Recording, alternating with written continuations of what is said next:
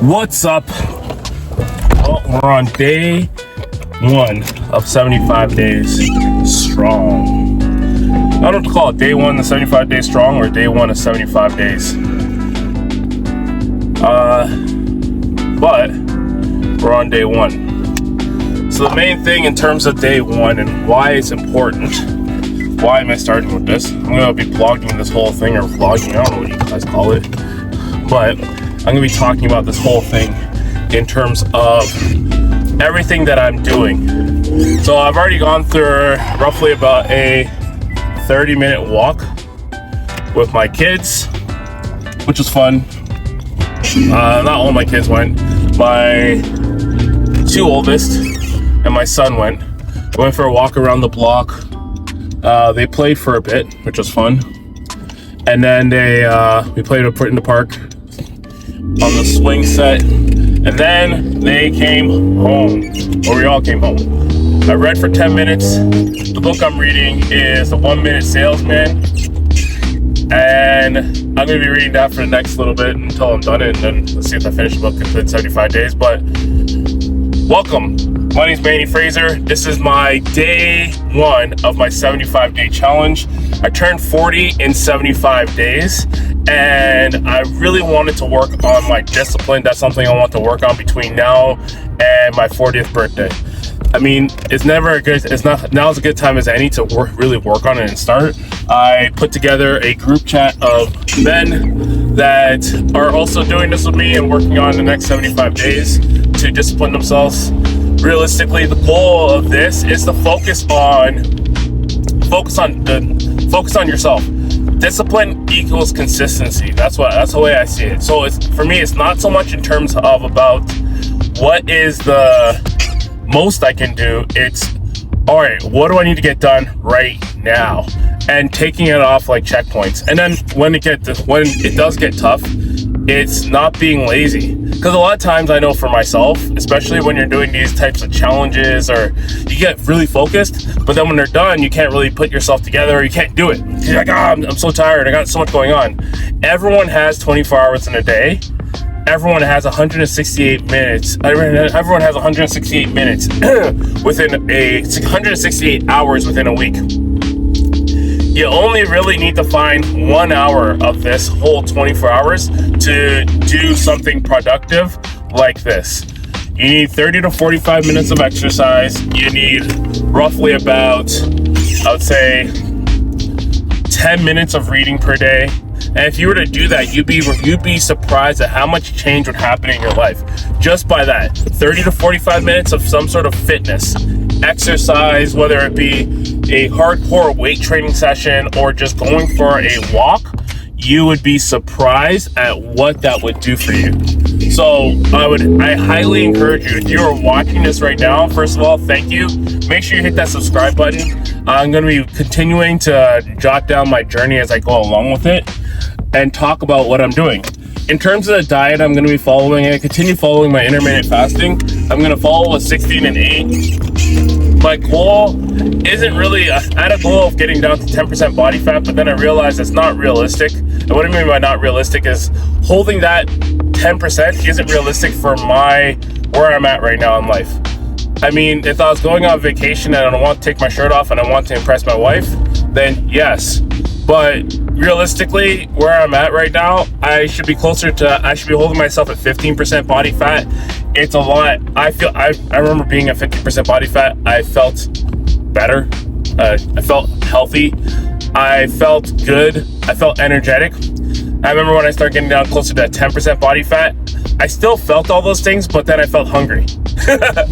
And that's the part I don't like. I don't want to feel like, I want to enjoy life. I think that's one thing for a lot of people when you're looking at trying to get abs or trying to like get yourself to beyond that next point. I think when people are looking at that, they look at, well, I really want to focus on myself and I want to be healthy. What does that mean? Right? I look at it as, what does it mean? For me, I look at it was like, what can I do for myself on a regular basis in terms of health? the best thing you can look at for health is what's known as the McKinsey 23, which is the study of health and longevity. Anytime that someone tells me I want to be healthy, that's the first thing I pull up. I pull up the McKinsey 23 and I say, okay, these are the markers of health and longevity. Okay, which one are you going to tackle today? And there's 23 markers. I'll leave that link in the description so you can check it out for yourself. It's a PDF. Highly suggest you check it out, because when you're looking at health, the real question is, what does that mean? A lot of people think about health and they don't know what it means to them. They have no real definition of what that means and how they're going to be able to attain it.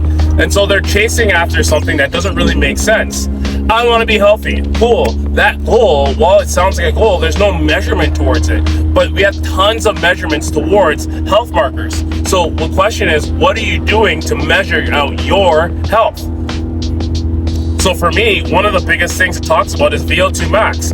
So something I'm going to start doing over the next couple of weeks, is I'm going to start measuring my cardiorespiratory fitness, because it is important in terms of longevity. If you are at the low end of the VO2 max, right? If you're at the low end of VO2 max, what that entails is that you, my friend, are going to be closer to having comorbidities. So you're gonna have issues such as diabetes, cancer, other health risks that pop up due to the lifestyle. So if you're at the low end of VO2 max, so you're 25th percentile VO2 max, as you continue to age, you will have lots of comorbidities. Now, the same thing goes for if you're at the high end. So if you're at the high end of VO2 max, so that means you're measuring your cardiorespiratory fitness and your VO2 max is very high, it means that you're going to be at a low risk for comorbidities. So that means you're going to have a low risk for any sort of cardio or respiratory problems and any other lifestyle diseases. So it's very important for you to measure that.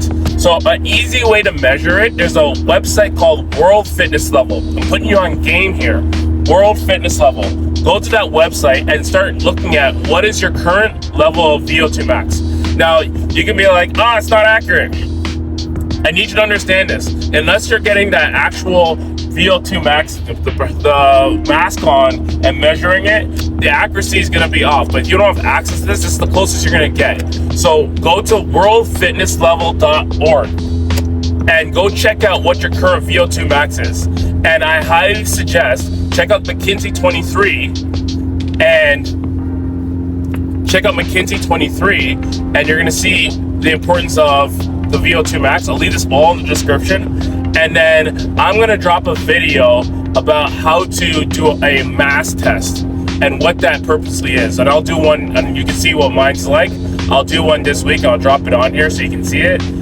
But realistically, it's important to focus on your health. If you are a man over 40, health is all you got.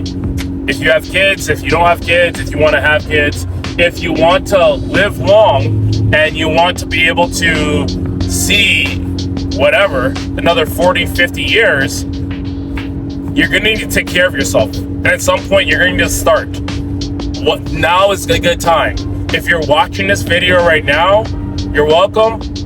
I'm glad I could be a reminder to you. Now is a good time as any to start focusing on yourself. Start focusing on your health and start focusing on the relationships that you have. Because if you don't do that, then all that's going to happen is you're going to be an old man and no one is going to be there to take care of you. And the worst thing ever is to be an old man who has no one. Trust me on it. I've seen it happen. It's not good. Okay?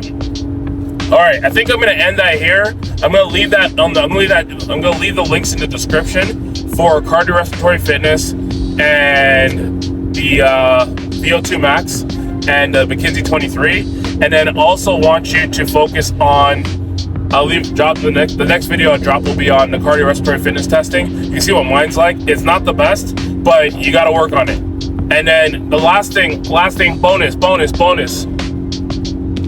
If you're a man over 40 and you're looking for any help, DM me, shoot me a message. I'm looking to help people. My goal is to help. At the end of the day, if you have any questions, drop it in the comments and I can answer it there. My goal is to help people. So Make sure you hit that subscribe button. If you got anything on this video, send it to a friend. Share it with a man who's over 40 who needs to hear this, that it's important to start measuring their fitness and health and to start working on it. Today's the day. Peace.